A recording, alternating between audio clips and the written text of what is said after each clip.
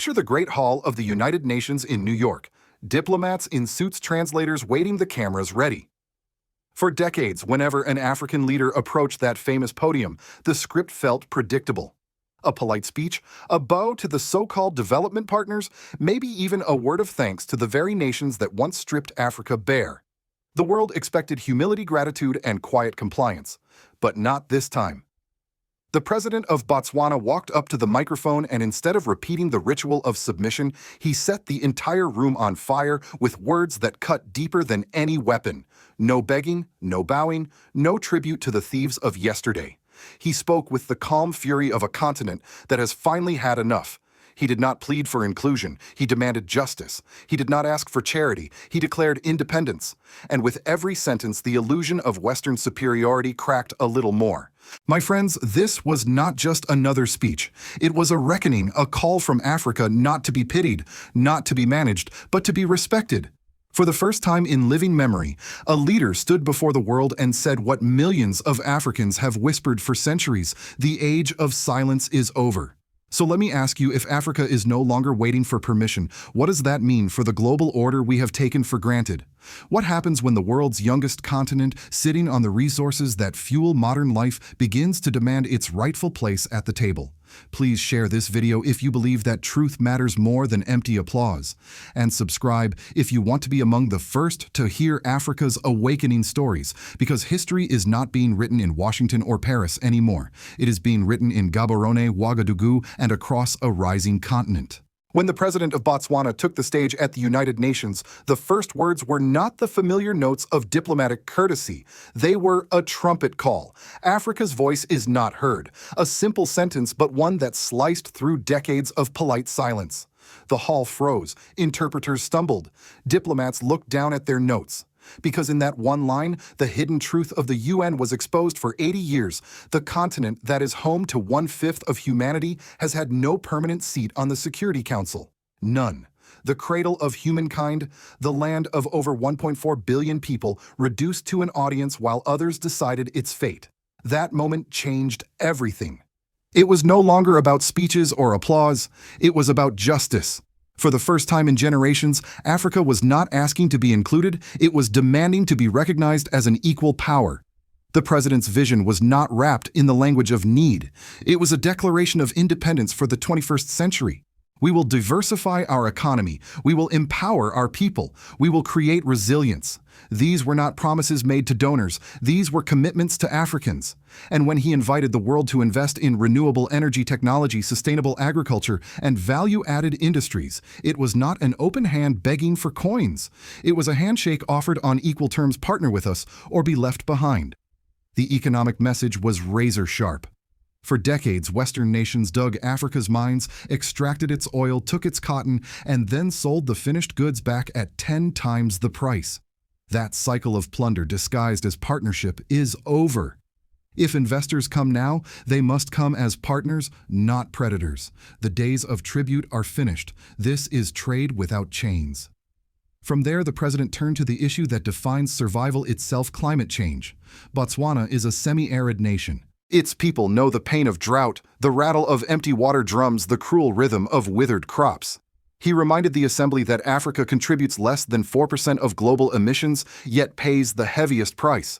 Floods, droughts, rising temperatures, these are not distant forecasts, but daily realities. And then he delivered the words that no one expected: climate change financing is not charity, it is debt collection. The hall stirred, because he was right. Europe and America built their wealth on centuries of pollution powered by African coal, oil, and rubber. And now, after filling the skies with smoke, they dare to lecture Africa on purity? The hypocrisy was laid bare. The president demanded not handouts but reparations, not sympathy but justice. Health sovereignty came next, and here the speech cut deepest. Earlier this year, Botswana faced a shortage of essential medicines.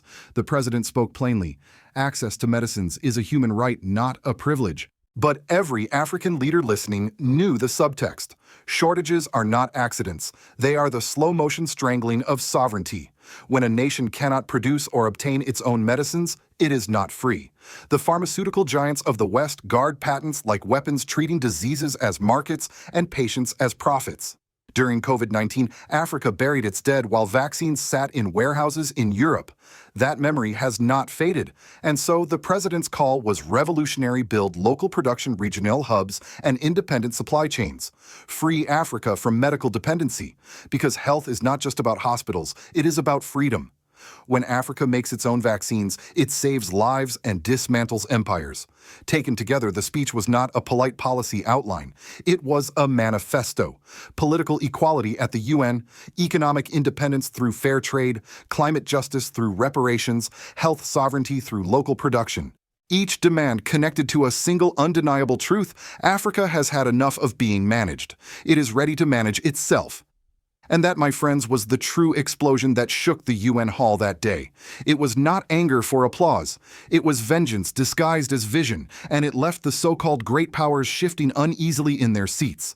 The climax of the moment came when the president of Botswana leaned into the microphone and spoke the words every African had longed to hear, but few dared to say aloud. This United Nations cannot be truly international until Africa is afforded an equal voice at the highest body of this organization. The room froze. The interpreters hesitated, their voices breaking mid-sentence. Diplomats shuffled in their seats, some staring down at their papers, others pretending to take notes. Everyone knew what had just happened. The polite fiction of global equality had been shattered in real time. For 80 years, Africa has been the only continent without a permanent seat on the UN Security Council. For 80 years, the nations that carved up its borders and drained its resources have also controlled its future with the stroke of a veto.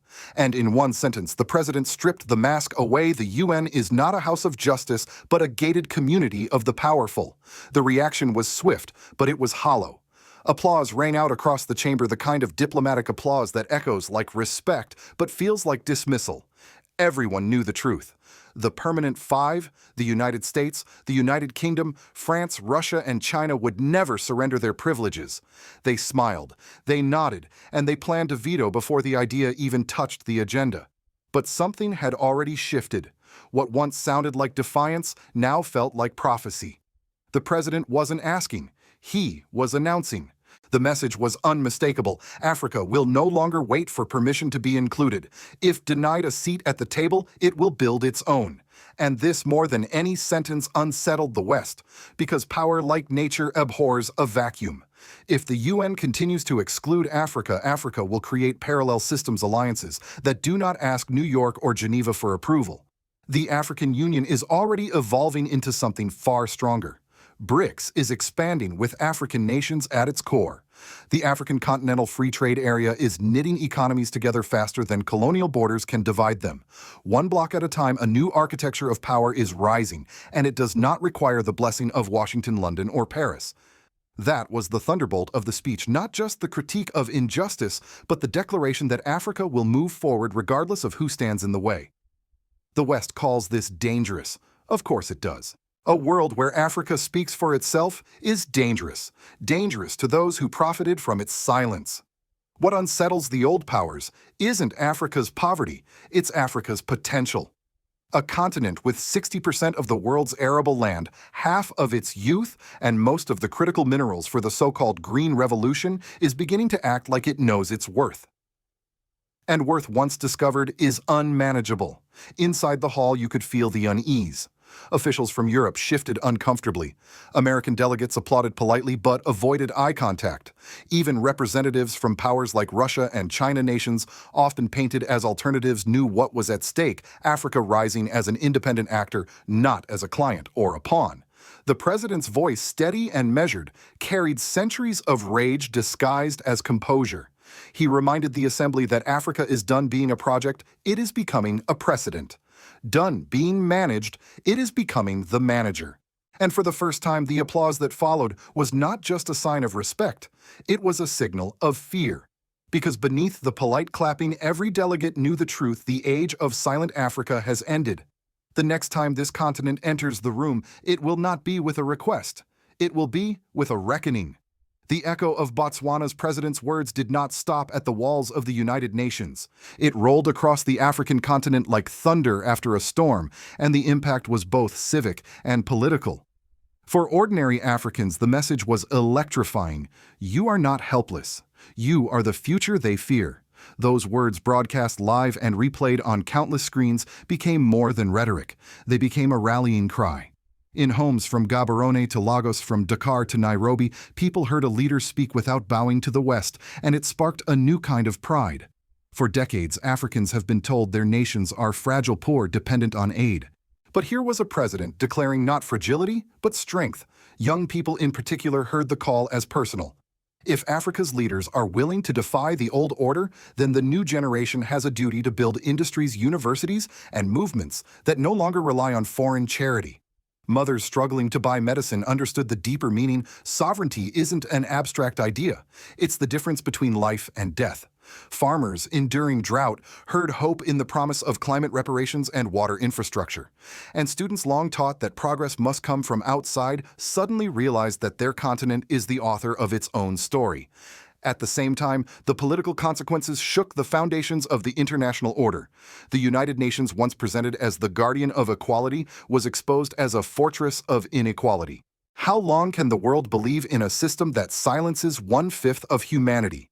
Each year that passes without reform erodes the credibility of the UN and makes it look more like an empire's tool than a world's parliament. Other institutions, too, felt the heat. The IMF and World Bank, symbols of loans wrapped in velvet but heavy with chains, are increasingly seen as relics of colonial economics. The Botswana speech gave voice to what many African nations already whisper: dependency is not development, and debt is not partnership. The greatest consequence, however, lies in Africa's determination to seize true sovereignty. This sovereignty is not measured only in flags and anthems, but in factories, fields, and pharmacies. Local production of medicine means no more waiting for Western companies to release vaccines. Renewable energy projects mean no more reliance on oil markets manipulated abroad. The African Continental Free Trade Area means no more borders designed by colonizers dictating the flow of goods and dreams. This is the political revolution disguised as practical reform. Health sovereignty dismantles pharmaceutical empires. Climate justice transforms Africa from victim to innovator. Economic independence breaks the chains of aid dependency. Step by step, the continent is replacing survival with strategy. Finally, the speech redefined what African leadership looks like. No longer caretakers of Western approval, leaders are now measured by their defiance and their delivery. Citizens are watching closely. If their presidents beg for aid, they are ridiculed. If they demand justice, they are celebrated. The Botswana moment may be remembered not only as a rebuke to the West, but as a warning to African leaders themselves. The age of obedience is over. In the end, the civic and political consequences intertwine. Pride fuels pressure, pressure fuels policy. And policy, for the first time in a long time, is beginning to look like freedom. From Washington to Brussels, from Paris to Beijing, the shockwaves of Botswana's truth-telling reverberated with different tones. Each power saw in the speech a mirror, not of Africa's weakness, but of its awakening. For the United States, the speech was deeply uncomfortable. America often presents itself as the champion of democracy, equality, and human rights. Yet at the United Nations, it holds one of the most jealously guarded vetoes, ensuring that true equality remains out of reach. The president's words cut across the American narrative. How can the land that claims to defend freedom abroad continue to silence an entire continent at home? Older Americans watching could not miss the irony. The same government that lectures Africa about corruption spends trillions bailing out banks. The same country that warns Africa against authoritarianism partners with dictators when convenient. For U.S. policymakers, the Botswana speech raised a haunting question.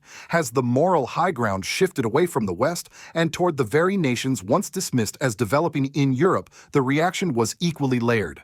Publicly, leaders applauded the message of cooperation and partnership. Privately, the unease was obvious.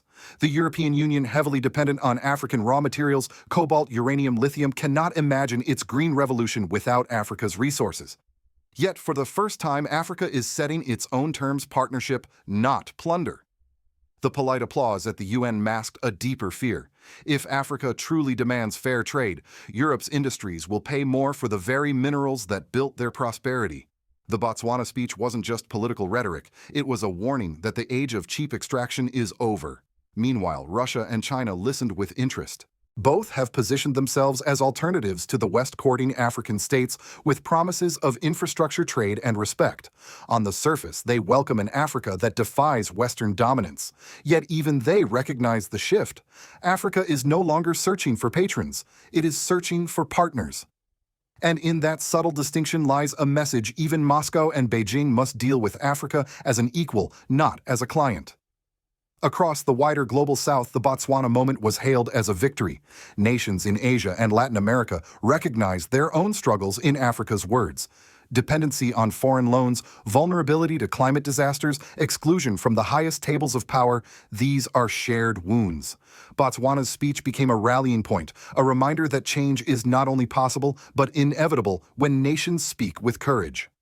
Ultimately, the global reaction revealed a world order under strain. For the old powers, the speech was dangerous because it challenged the hierarchy. For emerging powers, it was hopeful because it promised new alliances. And for Africa itself, it was prophetic, a reminder that the silence of centuries can end in a single moment of truth. In Washington, in Paris, in Beijing, policymakers are asking what happens if Africa truly becomes ungovernable, not in chaos, but in independence. What if the continent no longer asks for aid, but sets its own prices, its own conditions, its own destiny? That more than anything else is the question haunting the world tonight. The speech from Botswana did not end with a plea. It ended with a warning that Africa will not wait another 80 years to be recognized, that it will not beg for a seat in a club designed to keep it out. If the world refuses to share power, Africa will build its own. That is not rhetoric, it is already happening. From BRICS to the African Continental Free Trade Area, from regional vaccine hubs to vast solar complexes, the continent is laying its own foundations for sovereignty. For ordinary citizens, especially older Americans watching from afar, this moment demands reflection. What happens to a world order when the continent once mocked as dependent begins to rise as a lender, a producer, and an innovator? What happens when Africa no longer comes to Washington or Paris for permission, but instead asks a question of its own: what do you have to offer us? The warning is clear. The age of pity is over. The age of payback, the moral, economic, and political reckoning is here. And if the United Nations and the so-called great powers refuse to adapt, they risk becoming irrelevant, because history has never been kind to those who tried to silence entire peoples forever. Silence cracks. Silence bursts. And when it does not ask for entry, it storms the gates. Friends, this is no longer a story about Botswana alone. It is the story of Africa as a whole. It is also a story about justice, about the dignity of nations long dismissed, and about the future of a world that cannot keep functioning as if 1/5 of humanity does not matter. So let me leave you with this. Do you believe Africa's demand for equality at the UN will ever be honored, or will the continent be forced to build a new table entirely on its own soil? And more importantly, can we continue to trust leaders like President Ibrahim Traoré of Burkina Faso and Botswana's bold stand to carry this awakening forward? Or is it time to imagine an even broader generation of leaders ready to finish the work? Please share this video if you feel that you are among the first to witness this historic turning point. And subscribe if you believe that truth, raw, unfiltered truth, is more important than the headlines. Because Africa is no longer waiting for the world, and neither should you.